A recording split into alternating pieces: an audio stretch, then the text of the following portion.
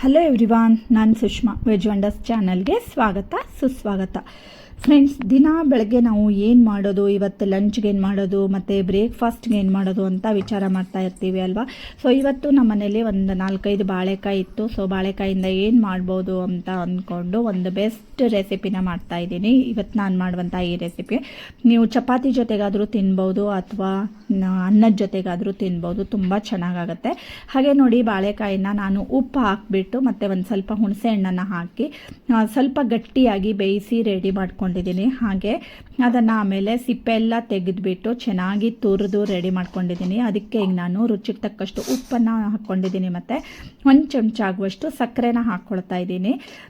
ಆಮೇಲೆ ಇದನ್ನು ಚೆನ್ನಾಗಿ ಮಿಕ್ಸ್ ಮಾಡಿ ಕಲಿಸ್ಕೊಳ್ಬೇಕು. ಆ್ಯಕ್ಚುಲಿ ನಾನು ಬಾಳೆಕಾಯಿ ಬೇಯಿಸಿರುವಂತಹ ಕ್ಲಿಪ್ಪು ಅದೆಲ್ಲ ಒಂದು ಸ್ವಲ್ಪ ಮಿಸ್ ಆಗಿಬಿಡ್ತು ಫ್ರೆಂಡ್ಸ್, ಅದಕ್ಕೋಸ್ಕರ ಹಾಗೆ ತೋರಿಸ್ತಾ ಇದ್ದೀನಿ.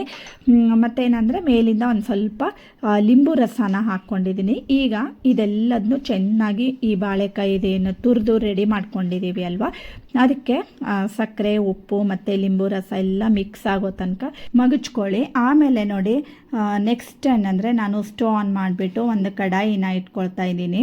ಅದಕ್ಕೆ ಈಗ ಸುಮಾರು 3-4 ಚಮಚ ಆಗುವಷ್ಟು ಕೊಬ್ಬರಿ ಎಣ್ಣೆನ ಹಾಕ್ಕೊಳ್ತಾ ಇದ್ದೀನಿ. ನೀವು ಯಾವ ಎಣ್ಣೆನಾದರೂ ಯೂಸ್ ಮಾಡ್ಕೊಳ್ಬೋದು. ಹಾಗೆ ಈಗಾಗಲೇ ನಾನು ಬಾಳೆಕಾಯಿಂದ ಮಾಡುವಂತಹ ಸುಮಾರಷ್ಟು ರೀತಿಯ ರೆಸಿಪಿಗಳನ್ನು ಕೂಡ ನನ್ನ ಚಾನಲ್ನಲ್ಲಿ ಪೋಸ್ಟ್ ಮಾಡಿದ್ದೀನಿ. ಡಿಸ್ಕ್ರಿಪ್ಷನಲ್ಲಿ ಲಿಂಕನ್ನು ಹಾಕಿರ್ತೀನಿ. ಹಾಗೆ ನೋಡಿ, ಎಣ್ಣೆ ಒಂದು ಸ್ವಲ್ಪ ಕಾದ್ಮೇಲೆ 1 ಚಮಚ ಉದ್ದಿನಬೇಳೆ, 1 ಚಮಚ ಸಾಸಿವೆ, ಹಾಗೆ ಅರ್ಧ ಚಮಚ ಜೀರಿಗೆ ಮತ್ತು ಒಂದು ಅರ್ಧ ಚಮಚ ಎಳ್ಳು, ಇವಿಷ್ಟನ್ನು ಹಾಕ್ಕೊಳ್ತಾ ಇದ್ದೀನಿ. ಇದೆಲ್ಲ ಒಂದು ಸ್ವಲ್ಪ ಗೋಲ್ಡನ್ ಬ್ರೌನ್ ಆಗೋ ತನಕ ಹುರಿದು ರೆಡಿ ಮಾಡ್ಕೊಳ್ಬೇಕಾಗತ್ತೆ. ಹಾಗೆ ಅದಕ್ಕೆ ಒಂದು ಸ್ವಲ್ಪ ಸೂಜಿ ಮೆಣಸನ್ನು ಹಾಕ್ಕೊಳ್ತಾ ಇದ್ದೀನಿ. ಸೂಜಿ ಮೆಣಸು ತುಂಬಾ ಖಾರ ಇರುತ್ತೆ, ಸೊ ಅದಕ್ಕೋಸ್ಕರ ಇಷ್ಟೇ ಹಾಕ್ಕೊಂಡಿದ್ದೀನಿ. ಹಾಗೆ ಒಂದು ಸ್ವಲ್ಪ ಕರಿಬೇವಿನ ಸೊಪ್ಪನ್ನು ಕೂಡ ಹಾಕ್ಕೊಂಡಿದ್ದೀನಿ. ಇದೆಲ್ಲದನ್ನು ಚೆನ್ನಾಗಿ ಹುರಿದು ರೆಡಿ ಮಾಡ್ಕೊಳ್ಬೇಕು. ಮತ್ತು ಫ್ರೆಂಡ್ಸ್, ನೀವು ವಿಡಿಯೋವನ್ನು ಎಲ್ಲಿಂದ ನೋಡ್ತಾ ಇದ್ದೀರಿ ಹೇಳೋದನ್ನು ಕಮೆಂಟ್ ಮಾಡಿ ತಿಳಿಸಿ. ನಿಮ್ಮ ಒಂದೊಂದು ಕಮೆಂಟ್ ಕೂಡ ನಮಗೆ ತುಂಬಾ ಪ್ರೋತ್ಸಾಹಕವಾಗಿರುತ್ತೆ. ಹಾಗೆ ನೋಡಿ, 1-2 ಈರುಳ್ಳಿನ ಚಿಕ್ಕದಾಗಿ ಹೆಚ್ಕೊಂಡು ಅದನ್ನು ಕೂಡ ಸೇರಿಸ್ಕೊಂಡಿದ್ದೀನಿ. ಅದನ್ನು ಗೋಲ್ಡನ್ ಬ್ರೌನ್ ಆಗೋ ತನಕ ಹುರಿದು ರೆಡಿ ಮಾಡ್ಕೊಳ್ಳಿ.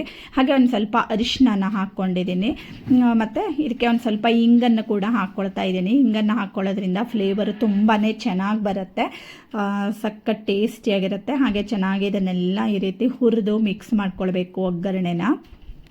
ಆಮೇಲೆ ಚಿಕ್ಕದಾಗಿ ಹೆಚ್ಚಿಟ್ಕೊಂಡಿರುವಂತಹ ಕೊತ್ತಂಬರಿ ಸೊಪ್ಪನ್ನು ಈಗ ಸೇರಿಸ್ಕೊಳ್ತಾ ಇದ್ದೀನಿ. ಇದೇ ಒಗ್ಗರಣೆಗೆ ಚೆನ್ನಾಗಿ ಈ ರೀತಿ ಎಲ್ಲ ಮಿಕ್ಸ್ ಮಾಡ್ಕೊಂಡಾದಮೇಲೆ ನಾವು ತುರಿದು ಎಲ್ಲ ರೆಡಿ ಮಾಡ್ಕೊಂಡಿದ್ದೀವಿ ಬಾಳೆಕಾಯಿನ ಅಲ್ವಾ, ಸೊ ಅದನ್ನು ಹಾಕ್ಕೊಳ್ತಾ ಇದ್ದೀನಿ. ಆ್ಯಕ್ಚುಲಿ ಬಾಳೆಕಾಯಿನ ತುಂಬ ಬೇಯಿಸ್ಕೊಳ್ಬಾರ್ದು, ಸ್ವಲ್ಪ ಗಟ್ಟಿಯಾಗಿ ಇರುವಾಗಲೇ ನೀವು ಸ್ಟವ್ ಆಫ್ ಮಾಡಿ ಅದನ್ನು ಫುಲ್ ತಣ್ಣಗಾದ್ಮೇಲೆ ಈ ರೀತಿ ತುರ್ಕೊಂಡ್ರೆ ತುಂಬ ಉದುರಾಗಿ ಬರುತ್ತೆ ಮತ್ತು ಟೇಸ್ಟಿಯಾಗಿ ಬರುತ್ತೆ.